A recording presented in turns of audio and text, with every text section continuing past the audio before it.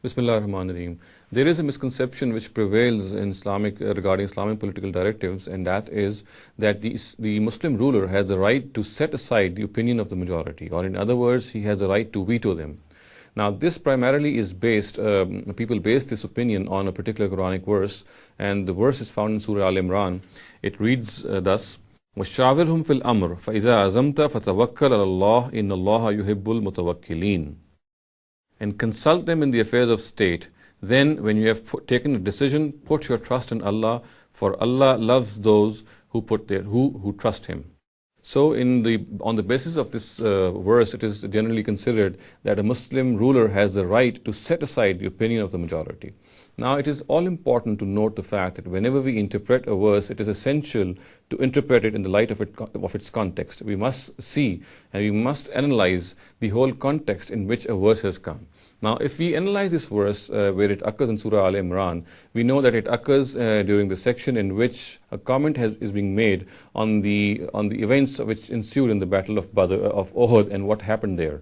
And in that regard, we know that during the time of just before the time of the Battle of Uhud, the Prophet has sought consultation from his fellow Muslims, and he had asked them whether they should fight from within the city or whether they should go out and fight from outside the city.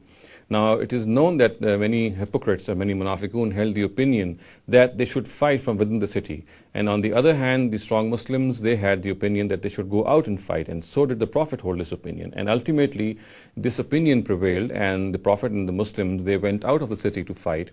And we know that at that time, Abdullah ibn Ubay, the famous hypocrite, he separated himself. He just went out from the Muslim faction, and he said that he would not fight alongside them. And later on also, we know that in the Battle of Uhud, when Muslims suffered some reversals, there were some hypocrites who remarked that had their opinion been accepted, these hypocrites were the ones who had not separated themselves, they had not left the Muslim faction, and they had remarked that had the Muslims accepted their view, these reversals would not have happened. So it was in the context of this whole scenario that Muslims are being advised and they are being given certain suggestions in this regard.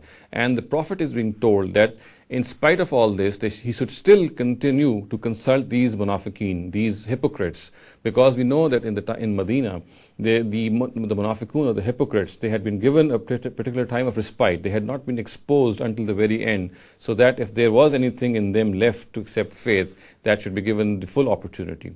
So this was the time when this respite was still going on, and Muslims in general, and the Prophet in particular, was told that he should keep consulting them in the affairs of state, and the words itself, if I read out the words which occur at the beginning of this verse, they say that "Fa'fu anhum wastaghfir lahum," ignore their faults and ask for God's forgiveness.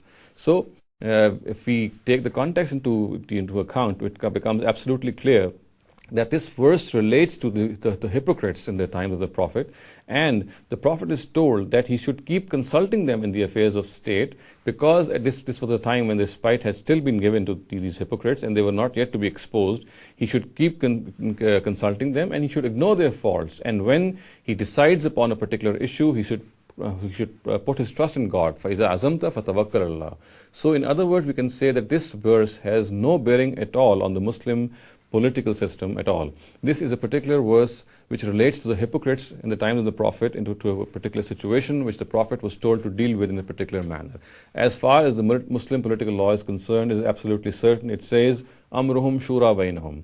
The affairs of the Muslims shall be run by their consultation, which in other words means that their majority shall always prevail.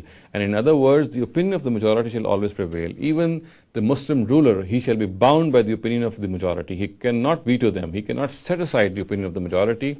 And the primary verse in this regard, as I said, is "Amruhum shura bainahum." As far as this particular verse is concerned, it has a very specific context. It relates to the hypocrites of the time of the Prophet, and the Prophet is told by God that he should keep consulting them. He should keep consulting these munafiqun. As I said, this verse was revealed after the Battle of Uhud, and is commenting upon the various events of Uhud. And it is telling the Prophet that he should keep consulting them in this matter. He should not expose them.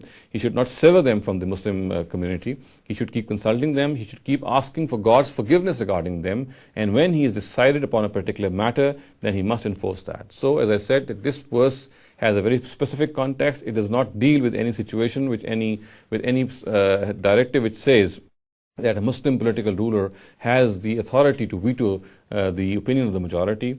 The primary directive of Islamic political system in this regard is Amruhum Shura Bainahum, which says that the authority of the majority shall always prevail, and even a Muslim ruler is bound by the authority of the majority. أقول قولي هذا واستغفر الله لي ولكم ولسائر المسلمين والمسلمات.